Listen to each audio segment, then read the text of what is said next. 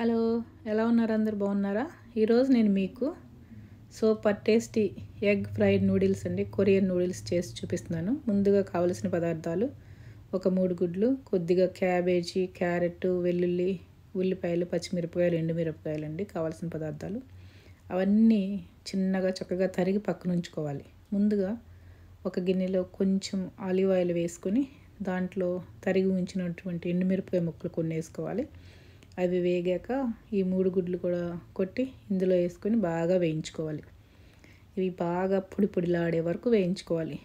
దీంట్లో దానికి మట్టుకు రుచికి తగ్గట్టుగా కొద్దిగా చిటికెడు ఉప్పు, చిటికెడు కారం వేసి ఫ్రై చేసుకోవాలి. చూసారా, గిన్నెకి అంటుకోకుండా చక్కగా వేగిపోయినాయి.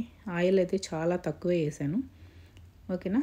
ఇప్పుడు ఈ కొరియన్ నూడిల్స్ని మనం ప్యాకెట్ని కట్ చేస్తున్నాను. ఇందులోనే మసాలాలు ఇంకా సాసులు ఇస్తారు. అవన్నీ మనం ఒక బౌల్లో కట్ చేసి పక్కన పెట్టుకొని కలుపుకోవాలి.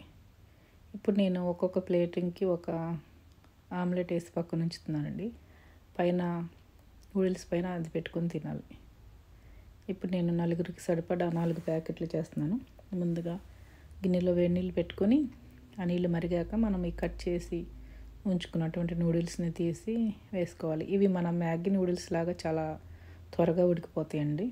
పెద్దగా ఎక్కువసేపు ఉడికించే అవసరం లేదు. బాగా మెత్తగా అయితే అస్సలు బాగోదు. గుర్తుపెట్టుకోండి, 5 నిమిషాలు తీసేయండి అంతే.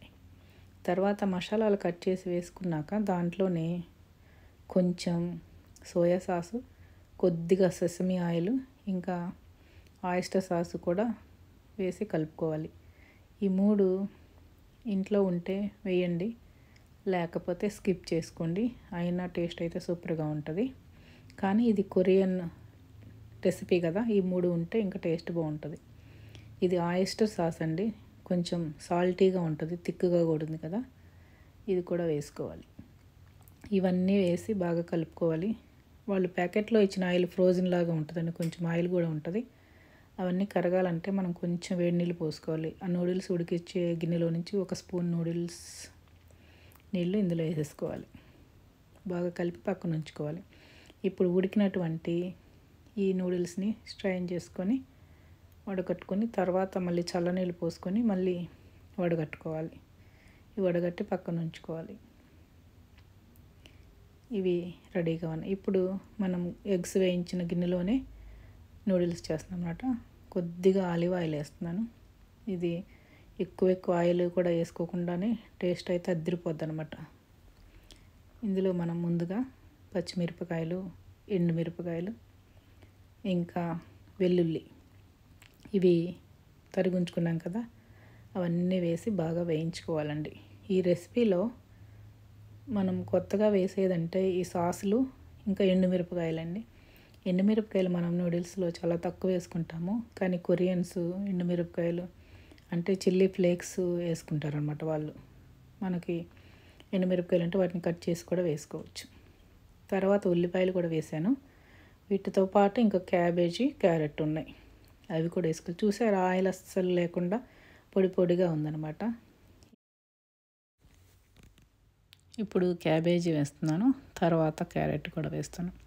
ఇవన్నీ లేతగా వేయించుకోవాలి, బాగా ఎక్కువ వేయించొద్దు. ఈ కూరగాయలన్నీ ఆ నూనె అంటుకొని కొద్దిగా ఫ్రై అయితే చాలండి. తర్వాత మనం ఉడికించి పక్కన ఉంచుకున్నాం కదా, ఆ నూడిల్స్ కూడా వేసేసుకోవాలి. ఇందులోనే ముందుగా మనం వేయించి పక్కన పెట్టుకున్నాం కదా ఎగ్గు, అవి కూడా వేసుకోవాలి. ఇప్పుడు కొద్దిగా ఈ కూరగాయలకు సరిపడా ఉప్పు, కొంచెం కారం వేస్తున్నాను అనమాట. దానికి సరిపడా వేసుకుంటే వాటికి బాగా ఫ్లేవర్ పడుతుంది. అలా కాకుండా అన్నీ వేసేసిన తర్వాత నూడిల్స్, ఎగ్గు అన్నీ తర్వాత వేసామనుకో కొన్నిసార్లు అన్నిటికీ సరిగ్గా పట్టదు. అందుకని దానికి వేసుకోవాలి. ఇప్పుడు వేయించి పక్కన ఉంచుకున్నాం కదా, ఆ ఎగ్గు కూడా వేసేసాను. తర్వాత ఇంకా మనం ఉడికించిన పక్కనుంచిన నూడిల్స్ కూడా వేసేస్తున్నాను అనమాట. ఈ నూడిల్స్ వేసి ఈ కూరగాయలు, ఎగ్గు ఇవన్నీ బాగా కలిసే వరకు కలుపుకోవాలి. ఈ కలిపే విధానం చాలా నాజుగ్గా ఉండాలండి. మనం ఊరికి కదిపేయకూడదు. అలా కదిపేస్తే నూడిల్స్ పేస్ట్ లాగా అయిపోతుంది. తర్వాత ముద్దలాగా తినాలి, గుర్తుంచుకోండి. తర్వాత మనం కలిపి పక్కన ఉంచుకున్నటువంటి మసాలాలు, సాసులు వాళ్ళు ఇచ్చిన మిశ్రమాలన్నీ కలిపి ఇందులో వేసేసుకోవాలి. అంతేనండి, దాదాపు రెడీ అయిపోయింది. ఇంకా మనం వేడి వేడి నూడిల్స్ ప్లేట్లో పెట్టుకొని తినడానికి రెడీగా ఉండాలి. ఇంకెందుకు ఆలస్యం, తినడానికి రెడీ అయిపోతున్నాం. నోట్లో నీళ్ళు వచ్చేస్తున్నాయి నాకైతే. నూడిల్స్ రెడీ అయిపోయినాయి కదా. ఇప్పుడు నేను మీకు ఒక సీక్రెట్ చెప్తానండి. ఇది నేను చేయలేదు, మా పాప చేసింది. మీరు కూడా ఈ రెసిపీ ట్రై చేసి ఎలా కుదిరిందో మీరు కామెంట్ చేయండి. మీరు కామెంట్ చేయకపోతే ఇది ఎంతవరకు రీచ్ అయిందో తెలియదు కదా, తప్పకుండా కామెంట్ చేయండి. థ్యాంక్ యూ ఫర్ వాచింగ్ అండి. టేస్టీ టేస్టీ నూడిల్స్ నూరు ఊరిపోతుంది కదా చూస్తుంటే. మీరు కూడా తప్పకుండా ట్రై చేయండి, ఓకేనా. ప్లేటింగ్ కూడా చాలా బాగుంది కదా. ఆమ్లెట్ చాలా హెల్దీ ఫుడ్ అండి. చాలా తక్కువ వాడేమో మన నూనె. ఇంకా నువ్వులు పైన చల్లుకుంటే కలర్ఫుల్గా భలే ఉంది చూడడానికి కూడా. ఇంకా మీకు ఉంటే కనుక స్ప్రింగ్ ఆనియన్స్ కూడా వేసుకోవచ్చు. మీకు వీడియో నచ్చితే కనుక సబ్స్క్రైబ్ చేసుకోండి, లైక్ చేయండి. ఇంకా మరిన్ని నోటిఫికేషన్స్ కోసం బెల్ సింబల్ ప్రెస్ చేయండి.